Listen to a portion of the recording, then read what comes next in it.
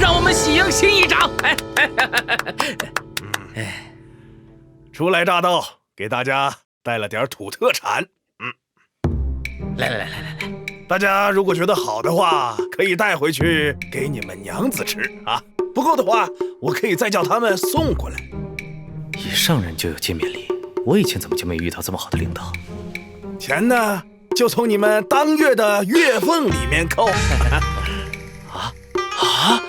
还有，我这儿有一个当差的规矩，大家可以看一下，必须严格遵守。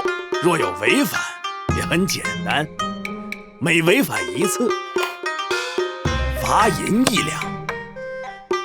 啊，忙着呗。本来每个月俸禄也就10两。对呀，这样都不够罚的。果然天下乌鸦一般黑。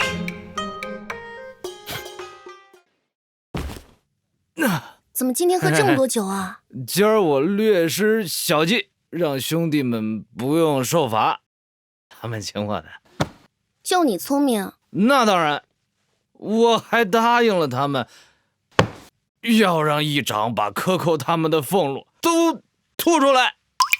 没想到他这么重情义，难道我以前真错看他了？你没事吧？赶紧起来。我没事。老婆，你好美啊！